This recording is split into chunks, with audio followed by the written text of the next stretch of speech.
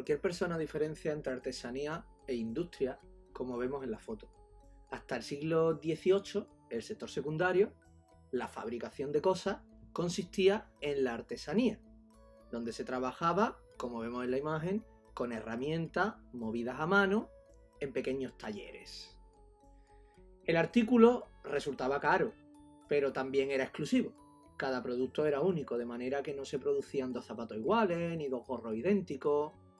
Además, como eran pequeños talleres, pues tenían pocos trabajadores, donde solía estar el dueño del taller, que era el maestro artesano. Para el maestro artesano trabajaban artesanos cualificados, preparados, que son los oficiales, los que conocían el oficio.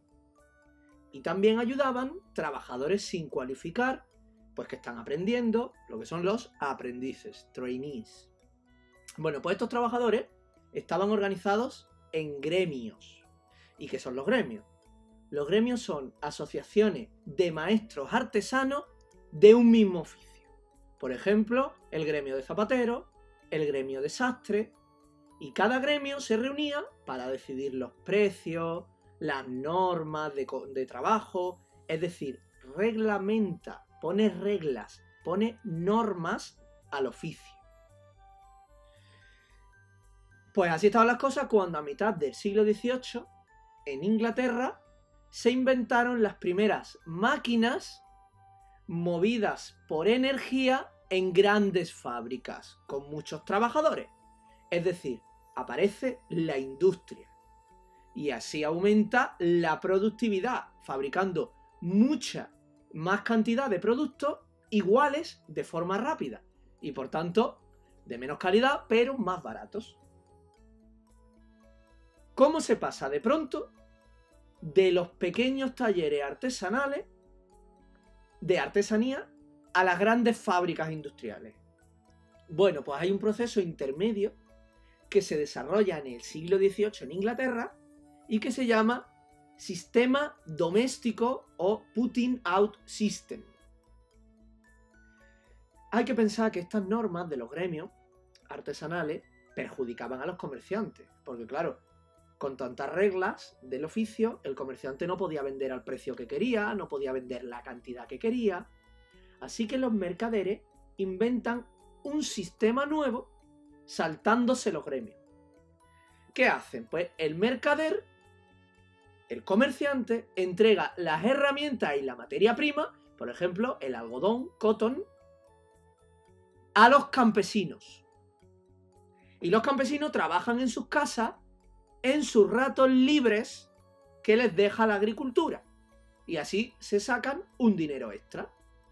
Luego el mercader recoge la producción, se la lleva a la ciudad y la vende en el mercado. Y así ha producido en el campo, lejos de los gremios. Por lo tanto, era un sistema de trabajo artesanal que consistía en usar el tiempo libre, free times, de los agricultores por parte de los comerciantes. Así que ya sabemos cuándo y dónde fue la Revolución Industrial. En Inglaterra, a mitad del siglo XVIII. ¿Pero qué es la Revolución Industrial? Podríamos pensar que la Revolución Industrial es simplemente el paso de la artesanía a la industria. Pero esto es un error porque es una simplificación. La Revolución Industrial transformó enormemente el paisaje y las formas de vida. Antes y después de la Revolución Industrial, aumenta la población, aparecen por tanto las grandes ciudades, con contaminación, con grandes medios de transporte como los ferrocarriles, cambia todo. Este cambio económico provoca más cambios en el resto de la economía. Y esto lleva a más cambios en toda la sociedad, en la cultura, en la política. Es el cambio más importante de la humanidad desde el Neolítico, cuando inventaron la agricultura y la ganadería. Así que podríamos decir que la revolución industrial no es el paso de la artesanía a la industria, no. La revolución industrial es el cambio acelerado, rápido, desde las sociedades tradicionales agrarias hasta las sociedades modernas e industriales. La pregunta es, ¿por qué se produjo este cambio? ¿Por qué la revolución industrial? Primera idea, no hay una causa única de la revolución industrial. La revolución industrial se produjo por muchas causas, relacionadas unas con otras, que las vamos a ver en este esquema que vamos a ir rellenando. Lo que tenemos que tener claro es que todas estas causas se dieron todas a la vez en Gran Bretaña durante el siglo XVIII. Por eso la revolución industrial empieza en Gran Bretaña. Bueno, pues la primera de estas causas fue la revolución agraria o agrícola. La revolución agrícola es simplemente un aumento de la productividad de la agricultura inglesa durante el siglo XVIII. O sea, ¿por qué se produjo la revolución industrial? Pues porque, entre otras cosas, mejoró la agricultura. Pero cuidado, no debemos confundir aumento de producción, que es simplemente cosechar más cantidad de productos, que eso puede ser, pues, porque yo cultivo más cantidad de tierras. No hay que confundir eso, el aumento de producción, con el aumento de productividad, donde yo tengo más rendimiento por hectárea. Es decir, en cada kilómetro cuadrado yo consigo más cosecha que antes. ¿Y por qué se produjo esta revolución agrícola, este aumento de la productividad? Pues por varias causas. Primero, porque cambió la propiedad de las tierras de cultivo. O sea, que las explotaciones agrarias cambian de dueño. Y esto porque hicieron unas leyes, las Enclosure Act, que son leyes que obligaban a poner vallas a las tierras de cultivo. Claro, los campesinos no podían pagar el dinero de las vallas, así que no tuvieron más remedio que vender sus tierras. ¿Y a quién se las vendieron? A los que tenían dinero, a los burgueses.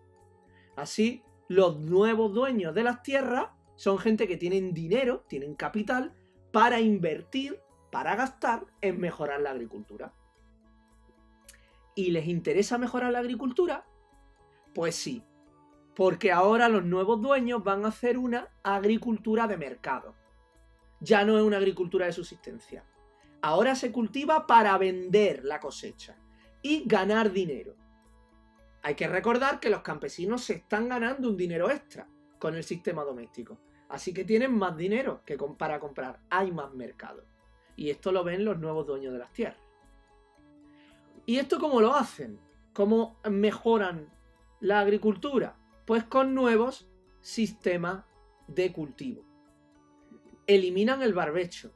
¿Recordáis lo que era el barbecho? La tierra que se dejaba descansando sin cultivar durante una temporada para que recuperara la fertilidad del suelo. Iban rotando los cultivos. Pues ahora, en lugar del barbecho, cultivan plantas que enriquecen el suelo. Que no gastan el suelo, sino que lo enriquecen. Y que normalmente sirven para alimentar el ganado. Es lo que se llaman cultivos forrajeros. Vemos aquí trébol, vemos aquí nabos u otros cultivos de raíz, que se van rotando con el trigo y la cebada. De este modo, el ganado se guarda en establos, no hay que dejarlo pastando porque ya no hay barbecho, se recoge el forraje y se lleva al establo, y entonces tenemos un ganado más gordo y mejor alimentado. Por lo tanto, este nuevo sistema que se llama sistema Norfolk, porque Norfolk es el sitio de Inglaterra donde primero se hizo. Y bueno, finalmente también hay avances técnicos en la agricultura, nuevos arados, etc. Pero de momento no es lo más importante. Bueno, pues por todo esto, por estas 4 causas, aumenta la productividad agraria en Inglaterra en el siglo XVIII. ¿Pero esto afecta a la industria? Pues sí, el aumento de la productividad agraria favorece a la industria por varios motivos. Primero, si ahora un campesino produce lo mismo que antes producían 3 campesinos, pues nos sobran 2 campesinos. En otras palabras, ya no hacen falta tantos agricultores. Así que los trabajadores sobrantes, que no tienen trabajo en el campo, pues se van a las ciudades. Recordad que esto se llama éxodo rural. Se van a las ciudades, decimos, para trabajar en la industria. Ya tenemos mano de obra para estas nuevas fábricas.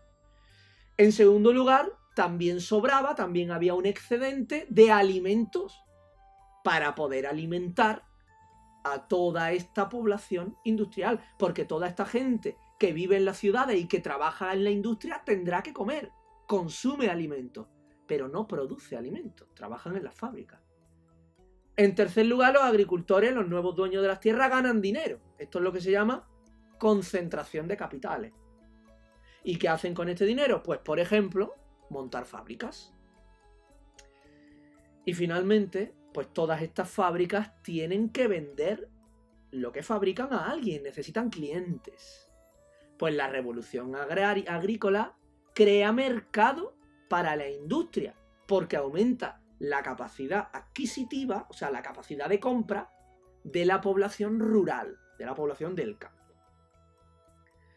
Pero igual que la revolución agraria ayuda a la revolución industrial, luego la revolución industrial también ayuda a que se produzcan más avances técnicos y por tanto haya más revolución agraria. Por ejemplo, se fabrican nuevas máquinas para el campo. Esas fábricas hacen nuevas máquinas. Así que la revolución agraria es a la vez causa de la revolución industrial, pero también es consecuencia de la revolución industrial. Bueno, pues esta revolución agraria ocurre al mismo tiempo que la revolución demográfica. Con revolución demográfica queremos decir que hubo un crecimiento elevado de la población inglesa, que es la raya verde, en el siglo XVIII. ¿Y esto por qué? Pues porque, como vemos en el gráfico, la mortalidad desciende en esta época. Y esto es por varios motivos. Por la mejora en la alimentación, porque la gente come más y mejor gracias a la revolución agrícola. Así que, como vemos, las dos causas de la revolución industrial se influyen mutuamente. Se cultiva más porque hay más gente y hay más gente porque se cultiva más. Otro motivo de que baje la mortalidad es gracias a las mejoras en higiene. Se ponen fuentes en los pueblos, se le pierde miedo al agua. Hasta ahora se creía que el agua era mala. Y bueno, y finalmente también baja la mortalidad gracias a que hay una mejora sanitaria. Aparecen los desinfectantes, las vacunas, etc. En verdad, este crecimiento elevado de la población no es más que el cambio, el tránsito, al moderno ciclo demográfico que hay hoy en los países ricos. Hoy en los países ricos la mortalidad y la natalidad son bajas. O sea, la gente vive muchos años y tienen pocos hijos. Pues lo que pasa es que la mortalidad bajó primero y la natalidad lo va a hacer más tarde, después de la época que estamos estudiando. Bueno, en cualquier caso, ¿en qué afecta la revolución demográfica a la industria? Pues muy fácil. Hay más gente para trabajar en las fábricas.